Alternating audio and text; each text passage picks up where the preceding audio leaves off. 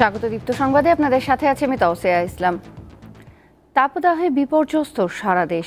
এ অবস্থায় 72 ঘন্টার hit alert বা সতর্কবার্তা জারি করেছে আবহাওয়া অধিদপ্তর। আজ সকালে আবহাওয়াবিদ বজলুর রশিদের সই করা এক বার্তায় এ তথ্য জানানো হয়। এতে বলা হয়েছে, দেশের ওপর দিয়ে চলমান তাপপ্রবাহ আজ থেকে পরবর্তী 72 ঘন্টা থাকতে পারে, তাই ওই সময় পর্যন্ত সতর্ক থাকতে হবে।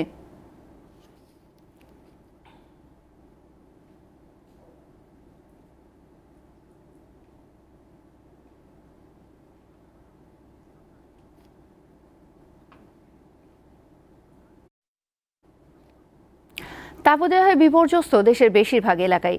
ব্যাহত হচ্ছে জনজীবন, বাড়ছে রোগ ব্যাধি।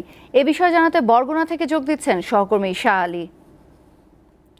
শাহ আলী, গরমের কারণে বরগুনায় রোগ ব্যাধির প্রকোপ কেমন দেখছেন? সেখানকার এখনকার পরিস্থিতি কেমন?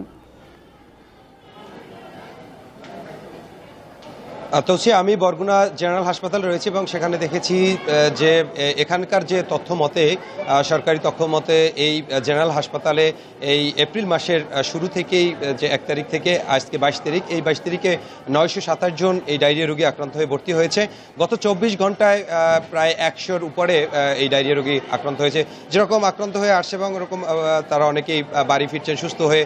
অনেকে আবার এই হাসপাতালের বাইরেও চিকিৎসা নিচ্ছে। এখানে প্রাথমিক চিকিৎসা নিয়ে অনেকে বাইরে চলে যাচ্ছে। কারণ হচ্ছে যে হাসপাতালের যে বেড সংখ্যা, সেই বেড সংখ্যার সংকট থাকার কারণে অনেকে মেঝেতে রয়েছেন এবং মেঝে থেকে অনেকে আবার সিঁড়িতে রয়েছে। আমরা যেখানে রয়েছি এখানে আসলে এমার্জেন্সি, যেখানে প্রাথমিক চিকিৎসা নেই, সেখানেই দেখা যাচ্ছে যে অনেকে এই সিট পায়নি, যার ফলে তারা কিন্তু এই একদিকে গরম, অন্যদিকে এই ডায়রিয়া রোগী হয়ে বেশিরভাগ শিশু এবং নারীর সংখ্যা দেখা যাচ্ছে বেশি। তারা কিন্তু প্রতিদিনই এখানে এত পরিমাণ আসছে যে কোথাও যে ঠাঁই নেই যে দাঁড়ানোর মতো। রোগীদের সাথেও যে যারা আসছে স্বজনরা, তারাও কোথাও দাঁড়াতে পারছেন না। এমনকি এখানে চিকিৎসা সেবাও ব্যাহত হচ্ছে। এবং আমাদের বরগুনা জেলার যে কয়েকটা স্বাস্থ্য কমপ্লেক্স আছে, প্রত্যেকটা স্বাস্থ্য কমপ্লেক্সেই একই অবস্থা দেখা গেছে এবং কিছু স্বাস্থ্য কমপ্লেক্সে স্লাইনও সংকট দেখা গেছে। এরকম যদি আসলে চলতে থাকে তাহলে হয়তো আর কয়েকদিন পরই এই চিকিৎসার জন্য যে স্লাইন বা অন্যান্য যেগুলো রয়েছে সেগুলো সংকট দেখা দেবে। এই মুহূর্তে আসলে হিমশিম খাচ্ছে ডাক্তাররাও, এবং যারা রোগীরা আসছেন তারা কোনো রকম যে চিকিৎসা পাচ্ছেন না। ফ্যান উপরে ঘুরছে না, বাড়ি থেকে ফ্যান নিয়ে এসে এখানে অনেকে হাত পা নাড়াচ্ছেন একটু সুস্থ থাকার জন্য মূলত এখানে ছুটে আসা। তো সেখানে এসে অনেকে আবার হাসপাতালের যে পরিবেশ, এটা দেখে অনেকে অসুস্থ পরিবেশ দেখে তারা চলে যাচ্ছেন অন্যত্র ক্লিনিকগুলো এবং বাহিরে তারা চিকিৎসা নিচ্ছেন। প্রতিনিয়ত নতুন করে এই রোগীর সংখ্যা আসছে। অনেক ডাক্তারদের সাথে আমরা কথা বলেছি, তারা বলেছেন যে ফুড পয়জনিং, একদিকে গরম অন্যদিকে ফুড পয়জনিং হচ্ছে। তরমুজ এবং ছোট ছোট যে আমগুলো আছে সেগুলো খেয়ে এই শিশুরা আক্রান্ত হচ্ছে বেশি। তো আমরা দেখেছি যে বরগুনা জেনারেল হাসপাতালে শিশু সংখ্যাই বেশি এবং পাশাপাশি এই নারীরা আসছেন। এবং এই চিকিৎসা সেবা যাতে একটু অতিরিক্ত বাড়ানো হয়, এই জন্য আসলে ডাক্তার, নার্স তারা দিনরাত পরিশ্রম করছেন। এই ছিল আসলে বরগুনা থেকে আমার কাছে সর্বশেষ তথ্য। তৌসিয়া। সহকর্মী শাহ আলী জানাচ্ছিলেন বরগুনা থেকে। গ্রীষ্মের খরতাপ থেকে নিস্তার পাওয়ার কোনো খবর আবহাওয়া অফিসের কাছে নেই। আবহাওয়াবিদরা বলছেন, বুধবার নাগাদ তাপমাত্রা কিছুটা কমতে পারে, তবে তা ক্ষণস্থায়ী। তাই তাপপ্রবাহের সতর্কবার্তার মেয়াদ আরও বাড়ছে। প্রখর রোদ আর গরমে জনজীবন বিপর্যস্ত। চরম ভোগান্তিতে আছেন সাধারণ মানুষ। বিশেষ করে শ্রমজীবীদের জন্য সময়টা খুবই কষ্টের। জীবিকার তাগিদে বাইরে বের হচ্ছেন, কিন্তু প্রচণ্ড তাপে কাজ করতে পারছেন না।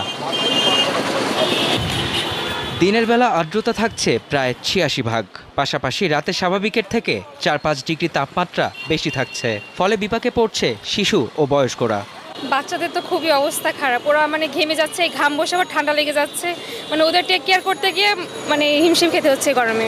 যে তাপমাত্রা, ওয়েদারটাও খুব খারাপ, মানুষও আমাদের জন্য খুবই কষ্টকর। আমরা গাড়ি চালাইতে পারি না, টাকা পয়সা ইনকাম করতে পারি না, আমাদের অনেক সমস্যা গরমের জন্য। গরমে সহ্য না করতে পেরে শরবত খাইতেছি বারে বারে, সকাল থেকে এই পর্যন্ত 250 টাকা শরবত খেয়েছি খালি। আবহাওয়া অফিস বলছে 24-25 এপ্রিল তাপমাত্রা কিছুটা কমবে সিলেট সহ কিছু অঞ্চলে, তবে 27-28 তারিখে আবার তা বেড়ে যাবে। মে মাসেও এ ধারা অব্যাহত থাকবে। বর্তমানে ঢাকা, রাজশাহী ও খুলনা বিভাগে বয়ে যাচ্ছে তীব্র থেকে অতি তীব্র তাপমাত্রা। বাকি বিভাগগুলোতে মৃদু থেকে মাঝারি তাপপ্রবাহ চলছে। এ অবস্থা থেকে আপাতত নিস্তার পাওয়ার কোনো সুখবর নেই আবহাওয়া অফিসের কাছে। পুরো এপ্রিল মাস ধরে তাপপ্রবাহ থাকার সম্ভাবনা রয়েছে, পাশাপাশি মে মাসেও থাকার সম্ভাবনা রয়েছে। 24-25 তারিখের দিকে হয়তো তাপমাত্রা কিছুটা কমতে পারে, অর্থাৎ বিচ্ছিন্নভাবে কিছু বৃষ্টিপাতের সম্ভাবনা রয়েছে, যার ফলে কিছুটা তাপমাত্রা কমতে পারে। তবে 27-28 তারিখের দিকে আবার তাপমাত্রা বৃদ্ধি পেয়ে এই তীব্র থেকে অতি তীব্র তাপপ্রবাহের মধ্যে চলে আসার সম্ভাবনা। তিনি জানান, চলমান তাপপ্রবাহের সতর্কবার্তার মেয়াদ আরও বাড়তে পারে। মেহেদী হাসান, দীপ্ত সংবাদ, ঢাকা। নারী পাচারের ঘটনা অবলম্বনে ফুয়াদ চৌধুরী পরিচালিত মেঘনা কন্যা সিনেমা দেখলেন সংস্কৃতি বিষয়ক প্রতিমন্ত্রী নাহিদ এজাহার খান সহ বিশিষ্টজনেরা। গতরাতে রাজধানীর একটি ব্লকবাস্টার সিনেপ্লেক্সে ছবিটি দেখেন তারা। পরে সংস্কৃতি বিষয়ক প্রতিমন্ত্রী বলেন, মেঘনা কন্যা দেশের নারী পাচার রোধে জনসচেতনতা বাড়াতে সহায়তা করবে। এ সময় অন্য দর্শকরাও সিনেমাটির ভূয়সী প্রশংসা করেন।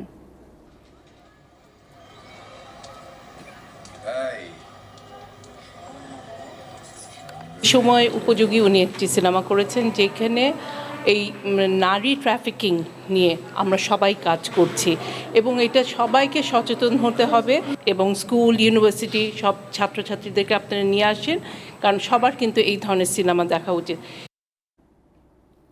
দেশের বাইরের খবর। সংযুক্ত আরব আমিরাতের পর এবার ভারী বৃষ্টিপাতের কবলে সৌদি আরব। রাজধানী রিয়াদের কিছু অঞ্চল সহ দেশটির অনেক এলাকায় জলাবদ্ধতার সৃষ্টি হয়েছে। আগামী কয়েকদিন বর্ষণ অব্যাহত থাকতে পারে এমন সতর্কতা জারি করেছে দেশটির আবহাওয়া বিভাগ। এর অংশ হিসেবে বিভিন্ন জায়গায় স্কুল, কলেজ ও বিশ্ববিদ্যালয় বন্ধ ঘোষণা করা হয়েছে।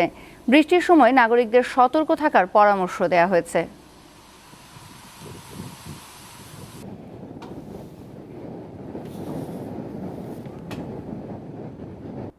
এই ছিল এখনকার মতো। আমাদের পরবর্তী সংবাদ বেলা 3টায় দেখার আমন্ত্রণ রইল। এছাড়াও অনলাইনে আরও নতুন নতুন তথ্য পেতে যুক্ত থাকুন দীপ্তর ডিজিটাল প্ল্যাটফর্মগুলোতে।